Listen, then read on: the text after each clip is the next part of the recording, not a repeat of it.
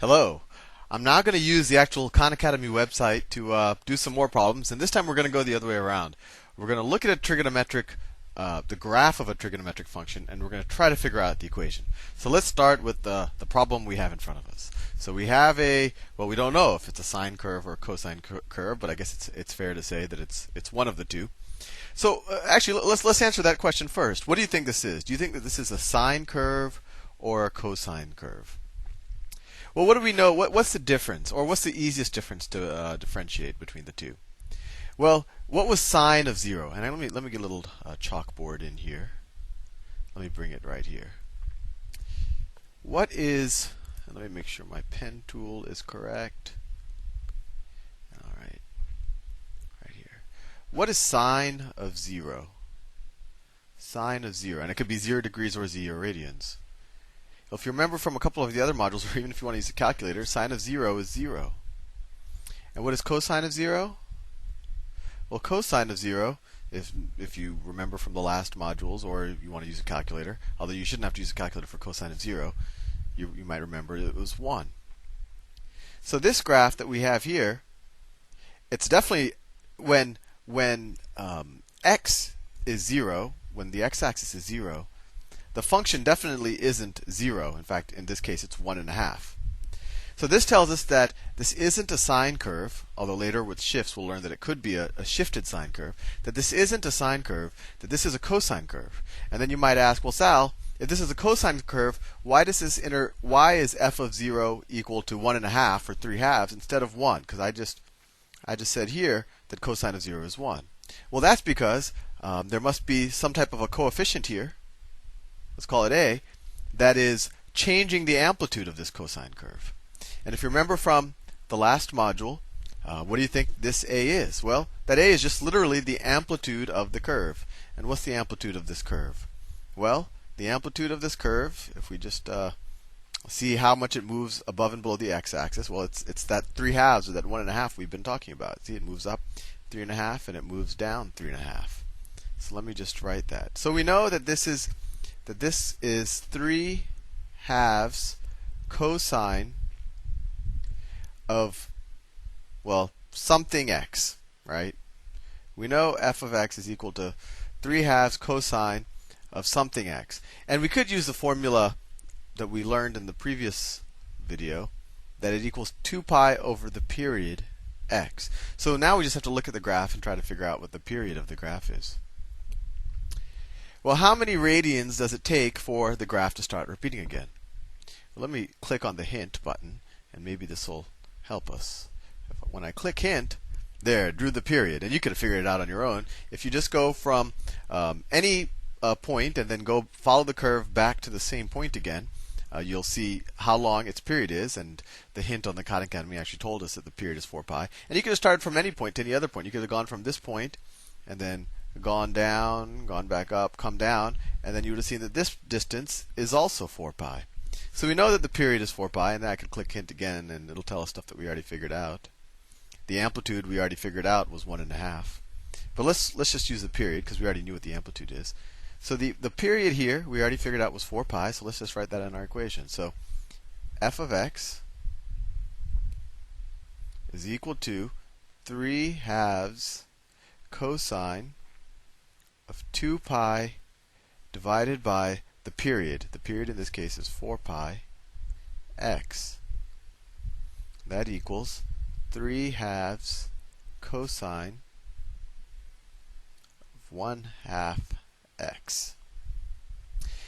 Now, if you ever forget this formula, which frankly I always do forget it, I've actually never memorized it. I just try to think about what the period would be. The way I think about it is the coefficient on the x term, that's a measure of how many cycles does the graph do within 2 pi radians. Let me see if I can explain that within the context of this problem. So this problem, if we start at 0 and then 2 pi is here, how many cycles do we complete by the time we get to 2 pi? We start here, we go back here, and then we're at 2 pi. Well, we only got halfway done through a cycle.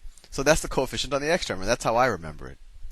So I could just say, well, that's 3/2 cosine of how many cycles do I complete in 2 pi radians? Well, I only complete half a cycle.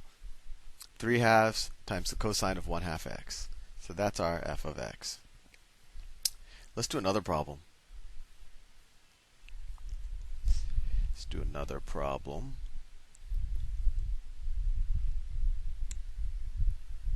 All right, okay, this one's interesting. So the first thing, just by inspection, we can figure out what this amplitude is. This is pretty easy, right? How much does it move above and below the x-axis?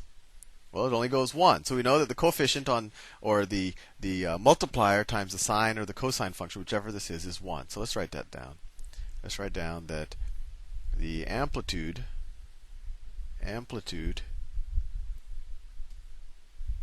is equal to 1. Now let's try to figure out if this is a sine or a cosine function. In the last problem, we said, well, it's either going to be if it's sine of 0 is 0 and cosine of 0 is 1. Well, f of 0 of this function, whichever it is 0. So we know this is a non-shifted sine function. So there, we have another piece of information. It's a sine function. It's a sine function. So the last thing we have to figure out, we could either figure out the period, or we could use the method that I just showed you, where we say, well, how many times does it cycle within 2 pi radians? So let's do it that way, and then we immediately know the coefficient. Let's see, it goes, well, actually, this graph, boy, doesn't even get all the way to 2 pi. But let's see, it goes 1 cycle, 2 cycles. And I did 2 cycles in only pi radians, right? Because I'm only at x equals pi here. So if I did 2 cycles in pi radians, then we must be able to do 4 cycles in 2 pi radians. Or we could actually start here. Actually, this is better, right? Going from negative pi to pi. That's 2 pi radians. So we finish 1 cycle, 2 cycles, 3 cycles, 4 cycles. So then we know what the coefficient on the x term is. So we know that it's sine of 4x. So the answer here is f of x is equal to 1, because that's the amplitude, which is just 1, times sine of 4x. I think we have time for one more. And I want you to, don't just mechanically do whatever I'm telling you. I want you to think about why counting the number of cycles within 2 pi radians, why that makes sense to you. Then think back to the unit circle. Or think back why that formula that, the 2 pi divided by the period is also the coefficient. Think about why that makes sense. If you realize why it makes sense, you'll never have to memorize it. And then 20 years later, when you're doing it like I'm doing it right now, you won't be confused. You'll be able to rederive the formulas. Let's do one more.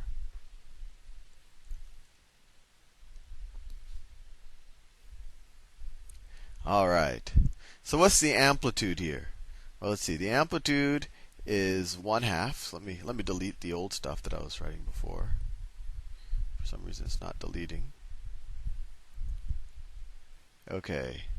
Hope I don't confuse you. So the amplitude, let's just call it amplitude, is equal to 1/2. And how many cycles does it complete within 2 pi radians? Let's see. It goes, if we start here, it looks like it completes only half a cycle, right? Because it takes 4 pi radians to complete the entire cycle. So it only completes half a cycle.